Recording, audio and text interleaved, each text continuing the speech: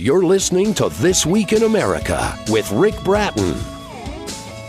Welcome back, everybody, coast to coast, This Week in America. Great to have you with us on the program today. All the information on the program at our website, thisweekinamerica.us. Legacy is the story of mankind's sojourns through history, describing one man's incredible journey through several lifetimes as far back as 1,000,000 years, his blunders, his triumphs, and the many worlds and places where those experiences took place.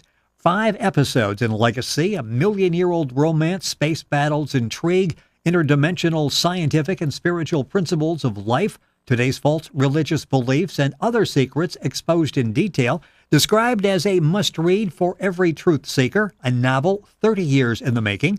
The Legacy series author is Robert Maxxim, and it's his incredible journey through several lifetimes as far back as 1,000,000 years. As a child, Robert experienced several sleep-time visits to other worlds and witnessed countless alien craft. These experiences continue to date in both the wake and sleep states.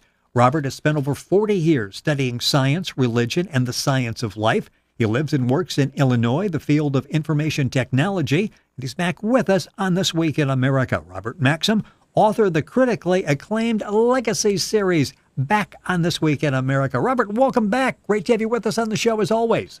Awesome. Thank you for having me on board again. There are so many fascinating things to talk about, and we have a number of questions from listeners. And again, I will remind you, if you go to the website for the show, thisweekinamerica.us, there's a comment column there. You can go ahead and put an email question, and we'll talk about with Robert on the program. So many interesting things to talk about. And I described this journey that you talk about in the Legacy series. It's actually somewhat autobiographical, right? I mean, it's sort of hard to get our arms around that, but that's actually a lot of your experiences. That's right. Legacy actually is almost a step-by-step process of what I went through after having several experiences and realizing, I have to change my life. I am not living the way I should. Information is coming in how I should do it. This is what's out there that we really don't see. Okay, let's go about it and learn, progress, evolve, and turn into the person that you're supposed to be. And with all of that, it's all woven together in a very compelling story. It's the Legacy series, 5 episodes. You can find the information at Amazon. You can link on directly to our website, thisweekinamerica.us. And Robert's website is rgaetan, GAETAN.com. Information on the book and the series there. We've got some questions from the last visit that Robert was here. This is from a listener in Fort Wayne. What happens when we die? Now, keep in mind all of Robert's background as we're asking and answering. I'm asking, he's answering these questions. What happens when we die? Most of us have, from religion, sort of an idea what's going to happen, but from your perspective, from your world, what happens when we die? Well, I've had 2 real death experiences in this life, and various out of body. Basically, the death process is a transition. It's a time when awareness translates out of the physical environment or the lower self environment into more of a higher environment. And definitely when individuals have transitioned before and come back, they describe that they have this feeling of peace. That's because they are detaching from this lower environment and entering a higher environment. The process is basically one of letting go of the body, and depending on the situation, at least what I experienced was a numbing of the body. There's no pain, there's no fear, just plain numbing, like when your arm or leg goes to sleep, and then less body motions, of course, as a result, and eventually you are then out of the body. You're looking down, and the next is transition into what I can describe as a blue lobby, where you are in full awareness, but it's an environment where not only do you see just blue everywhere, but you can see yourself from various angles at the same time. Kind of an interesting way to describe it. You don't feel like you are physical as you were, have legs. You really don't have a need to it. You're just floating there. The next thing is you see advanced beings that come to you, spiritual beings. They're surrounded by these beautiful enlightened flames of light. They come and surround you, and then they either return you back to your body if you're supposed to live on, or they take you up into a higher plane through a tunnel of light. And I have experienced that tunnel of light. It's as you progress through each of these stages up into this tunnel, you're becoming calmer. You're adapting to this higher world environment where it's all consciousness. There's no, well, I'm going to get up and walk to the park. Right. No, you think of the park, bam, you're there. There's so many interesting things that go through my mind as you're describing that. As you're going through this transitioning, do you know what's happening at that particular point? And what happens to, is it, okay, now I'm going to go back and I'll be Robert Maxxim again, or do you leave Robert Maxxim behind, family and friends behind, and you're someone else? Well, in this state, I really had no thought for coming back. I didn't think, well, I have to make house payments, or Right. gosh, I got to go to work tomorrow. None of that. It was all like, I am here. This feels great. I feel loved, and I want to move on. Now, in those cases where the reverse happens, you're now going to incarnate. You could play it back in the same sense, and you're going down stages of consciousness until you are in a physical environment again. And of course, when you get to the physical environment, guess who's there to greet you? Your lower self, and all of those memories that you had at one time. So now you went from peace to hell, in a sense. Okay, yes, yeah.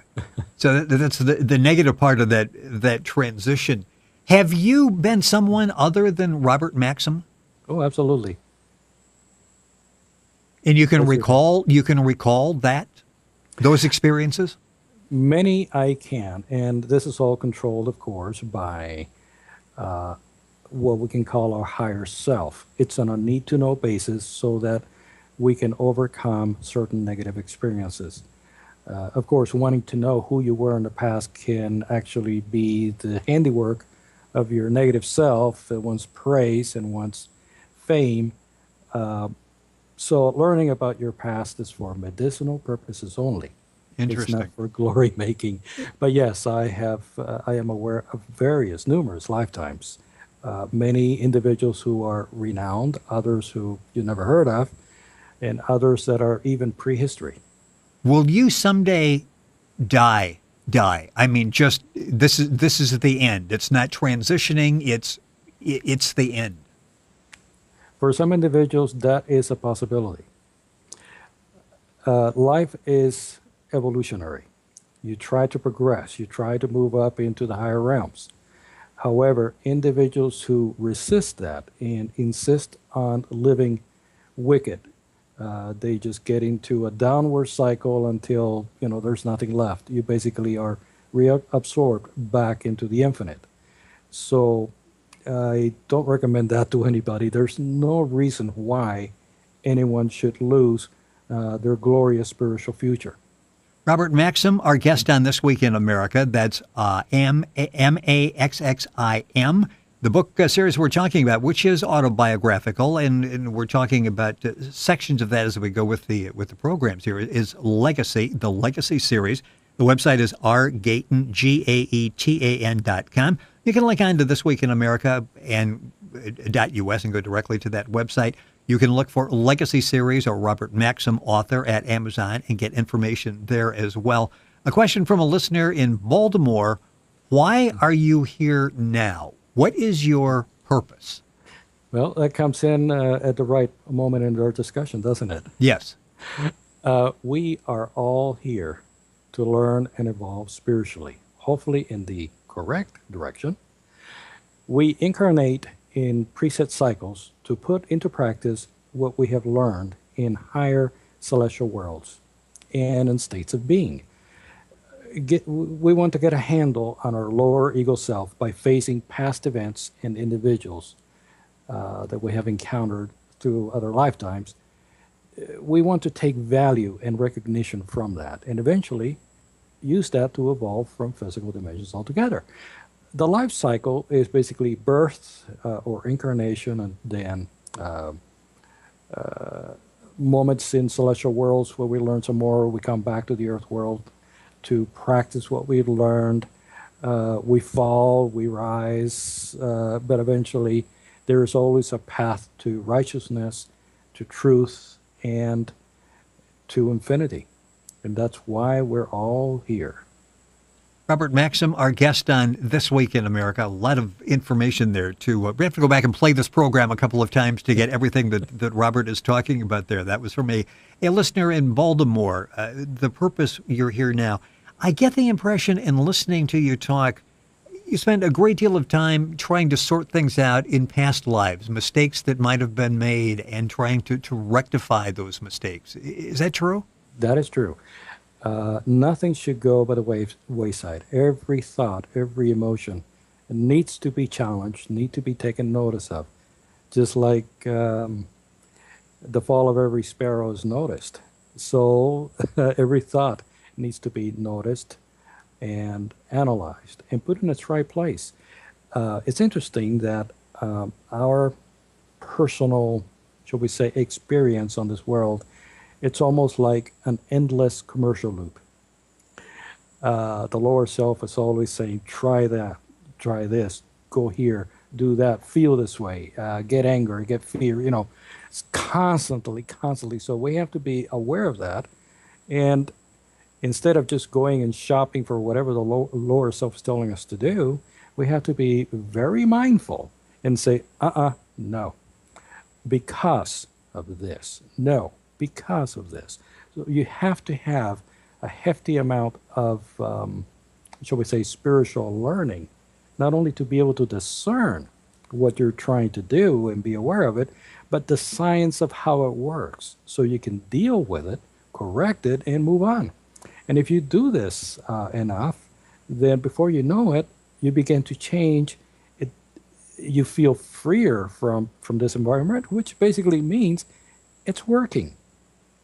What is interesting, and we've done a number of programs, and I'm fascinated by the story, fascinated by the Legacy series. You lead with all of this information and input and discernment that you have. You lead a life like everybody else, right? I mean, you're off to work. You have a family. You shovel snow. You mow grass. You go shop. You eat. You cook. You do everything. So in that sense, it's a normal life. It just what you have maybe more insight, certainly more insight than most of us. I strive to lead the life that I was meant to, that everyone was meant to. There's nothing wrong with working, cooking, mowing the yard, right, washing your clothes, taking a bath. Do the things that are physical. However, we also have to do the things that are spiritual. And that's where this world has taken a downturn in. We have to go back to our spiritual roots, our spiritual basics, and do the right thing with our life. We cannot ignore what we are. And even if we try to ignore it and escape the reality, that lower self and that pressure is going to constantly be there. It's going to be knocking at your door. So wherever you go, whatever you do, you cannot run away from yourself. And there comes a time to every man and woman where they have to stop and they have to face their own monsters from the id. You mentioned spiritual, and I think in discussions we've had in the past, spiritual and religious are two separate, distinct words, correct? Some individuals mix it as the same, and yes, they're certainly entitled to do that. Personally, I believe that everyone has the right to believe and associate spirituality at their own level, however they grew up, whatever they feel solid and secure in their knowledge today. Personally, I take spirituality as a science. And it's not science where I am like Einstein developing formulas and in a lab mixing chemicals. No. A science is science that is very simple. It's the understanding of infinite intelligence, how infinite intelligence works. What is the energy behind that? Who are we? How does it how does every atom in our body react to who we are and how that comes into being? What's behind the scene of the solidity that we see? Once you learn those factoids, then you begin to understand more of not only the why are you here, but how. And that how is what's going to get you back to those basic roots of how life should be led. It's almost like jumping in the car without ever taking a driver's test or a course. You don't even know how to turn the engine on. And most individuals on this planet, that's how they lead life. They're born and they think that the only purpose to life is to acquire goods, be the top at everything, become famous, and you don't care about anybody else. Right. Give for me as much as I can for me. But then in the end, at the final curtain call, guess what happens? Everything that they achieved, it's gone. Somebody else takes it. So that is the great deception of our physical life. The spiritual life, though, as the great Master Jesus once said, put treasures where? In heaven. Don't put them in this world. You put it in this world, you will be stuck in this world. Exactly. With this understanding, with this knowledge, does it make you more empathetic? Love is a very important factor in life. What we call infinite intelligence is, we could say, the God force. Infinite intelligence is what it is. It works, therefore it is true. So no matter what it does, how it works, it's truthful, it's real, it is reality. So life is based on reality, not deception. It is based on understanding of how that infinite intelligence works, where it comes from, how we are part of it, our thoughts. What is energy? How does our mind work? If we are energy, the body, the soul, thought, everything, then you get to understand that the mind is almost like a television set. And it is tuning into different frequency bands. You go to a cable network for news or for a movie, the mind is doing that hundreds of times a second. Whose channels are you picking up? Well, some of those channels are yours. Some of them might be somebody else's, your neighbors, or it could be from millions and millions of years ago from somebody else. Thought patterns are not destroyed. Energy can only be altered, cannot be destroyed. So sometimes you get thoughts that you wonder where they came from. Well, this is why it's necessary to understand the science so that you know exactly what you're picking up. So that is sort of the basis for the foundation for what we've been talking about in the series of programs, the basis, the foundation for Legacy, the Legacy series. We had a question from a listener in Chicago. What is infinite intelligence? I think you sort of answered that. So much more to talk about, and energy. I saw a great video that you sent me that's, I believe, you can go to your website and get the information on YouTube. Energy and waveforms, part 1. We'll talk about that on the next program. A couple minutes left. I'm guessing in talking with you, every day is a learning experience for you. Is that true? It is. I always see things differently, more detail.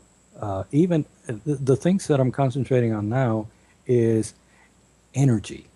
And that's why I developed that video. It's how I see energy. And of course, it's constantly evolving. But everything is energy. Unfortunately, science has only, they discovered 16 types of energy: kinetic, nuclear, thermal, light, rest, etc. But these are simply the outcome of a much higher interdimensional force. And those forces come from even higher cycles, fourth dimensional cycles, and those come from even higher cycles, on and on and on into infinity. Where it all comes from is infinite intelligence, the God force. So really, God is everything. Energy is everything. And what we see as the atom, ask yourself, you have an electron flying through the universe, and it's like 5-6 billion years old. Why doesn't it expire? Why doesn't its batteries run out? Where does it get its power from? Where does it get its energy from? A light beam that has been traveling for 16 billion years through the universe. Why doesn't it, expire? Right. This energy is that God force that comes from other dimensions. There's no energy created in this dimension. It all comes from higher. And if you look at the universe, it's almost like a matrix. Distance, space, time, it's all in the mind. It doesn't really exist. And when you go to celestial planes, you really realize this because you see it in action. You see how these higher worlds are the foundation for the energies that descend into this plane.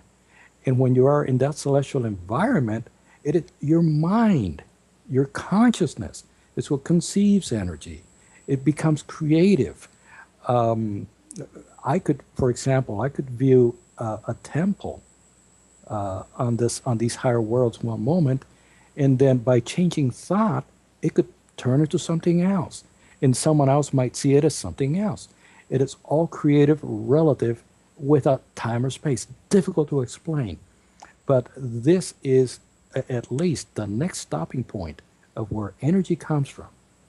It's coming from these celestial planes. So anything that we have here, if you think of energy, you're thinking of vitamins, food, nuclear plants, hydroelectric plants. That is just the end result of much more minuscule energy patterns and electromagnetic waveforms that are coming from higher dimensions, and we have no clue about them. We can pick up on that because it is a fascinating topic, and you have this ability to take these really what appear to be a simple mind like mine, very complex issues, and break them down where I can understand exactly what you're talking about. The book series, again, it's excellent. It's called Legacy. It's available all across the country. Information available at Amazon, BarnesandNoble.com. You can link on by going to our website, thisweekinamerica.us. It's been described as a must-read for every truth seeker. Information at Robert's website, which is rgaetan, GAETAN.com. Robert, it is always a pleasure. We always learn something when you're with us on the program, and we look forward to doing it again. Thank you so much for a very enlightening and fast-moving program. Energy went by way too quickly during the course of this program. We need to slow it down a little bit. Thank you so much for being with us once again. Thank you kindly. You're listening to This Week in America. Information on today's guest, Robert Maxxim, and all of our guests at our website, thisweekinamerica.us.